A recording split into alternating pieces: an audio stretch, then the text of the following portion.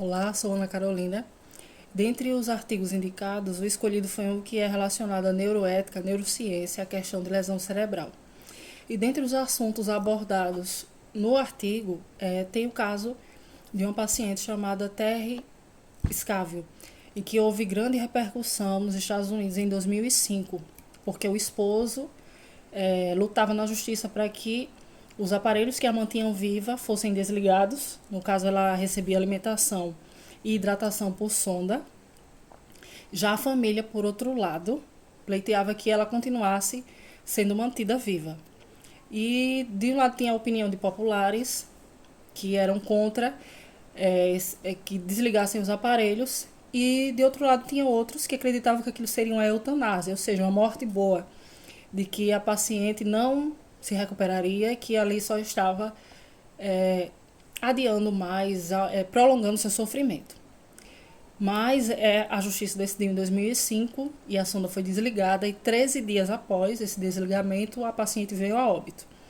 Então, como foi que ela entrou nessa situação? Ela, aos 26 anos, ela acredita-se que ela tinha bulimia e ela teve um colapso de potássio, o que causou uma parada cardíaca, e ela ficou 6 minutos sem oxigenação cerebral, ocasionando essa questão do estado vegetativo persistente.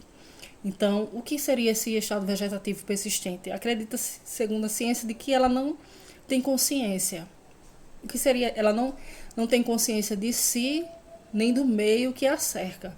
Ou seja, ela não interage. Então, segundo os médicos, apesar de que alguns familiares dela acreditavam que ela compreendia o que estava se passando, que ela tinha que ela dava alguns sinais de que ela interagia com eles, que ela poderia até esboçar alguma emoção, isso eram apenas atos reflexos, né?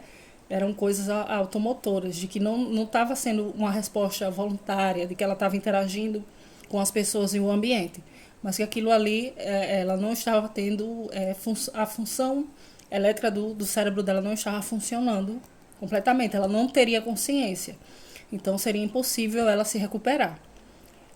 Por outro lado, o artigo também aborda a questão de um bombeiro que ele despertou do coma após 20 anos. Ele sofreu um acidente de automóvel e ele passou 20 anos desacordado, mas ele acordou. Segundo, ele não estava falando plenamente, mas falou algumas palavras e foi melhorando depois com isso. Não tinha os movimentos, ele não conseguia andar, mas estava consciente, lembrava até do seu número de telefone da época que ele tinha antes de sofrer o acidente. Então, assim, por isso é preciso que haja um diagnóstico correto. Porque no caso da jovem, que o seu marido conseguiu que a sonda fosse desligada, ela tinha, segundo os médicos, ela tinha o estado vegetativo persistente, ou seja, impossível de se recuperar. Já no caso do jovem, ele apenas estava com a consciência reduzida, fato que pode ser melhorado através de medicações e, ao longo do tempo, as conexões cerebrais voltarem ao normal. Então, ele pode melhorar ao longo do tempo. Então, por isso, bioeticamente falando, por isso que é importantíssimo que se haja um diagnóstico correto, preciso. Porque, segundo estudos, chega até a 40% dos casos em que o diagnóstico é errado. Ou seja, tanto pode dar falsas esperanças à família de um paciente que esteja no estado vegetativo e que não seja mais reversível, como pode tirar as esperanças e até a chance de viver de alguém que está apenas com a consciência reduzida. Então, por isso que é preciso uma gama de avaliações, que o diagnóstico seja fechado com um aparato em observação, né, que o paciente seja observado em vários momentos do dia e em vários dias, em dias diferentes, que sejam feitos tanto exames com escalas neuropsicomotoras, escalas comportamentais, como também estudos de neuroimagem funcional.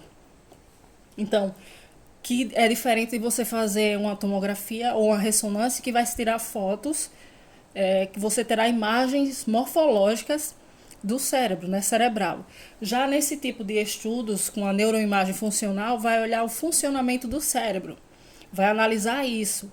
Então é importante que se haja tanto um estudo do comportamento, do que pode ser visto no paciente, os seus atos, se ele está respondendo a estímulos, como dor, entre outras coisas, como também deve ser feito a parte de um estudo de exames de imagens funcionais do cérebro do paciente. Outra coisa importante é a qualidade de vida desse paciente. Até que ponto, deve ser analisado até que ponto esse paciente está tendo uma vida digna. Até que ponto vale a pena que ele seja submetido a certas intervenções, a procedimentos invasivos. Outra coisa muito importante é assim que às vezes o paciente está lá inerte e você pode julgar que ele não está sentindo dor. Então já imaginou se aquele paciente passa anos sentindo dor? Então também deve ser trabalhado isso e que seja tratada a dor desse paciente também. Não é? Então essa questão da bioética é uma coisa muito polêmica, essa questão, mas se deve fazer um estudo aprofundado e um diagnóstico preciso e com muita cautela, porque muitos pacientes podem ser deixados ter uma visão nihilista da coisa e achar que ele não tem cura e nem tentar salvar aquela vida. Né? Por isso que o diagnóstico tem que ser preciso, a avaliação deve ser precisa e responsável. Não é? Então, assim, que uma pessoa em estado vegetativo, muitas vezes para um leigo, pode achar que a pessoa tem reações, porque ela tem estado de sono e vigília. Então, ela não fica ali no estado de coma, a pessoa fica sempre com os olhos fechados. Mas no estado da paciente citada, por exemplo, ela ficava com os olhos abertos, ela poderia até bocejar, ter algumas expressões.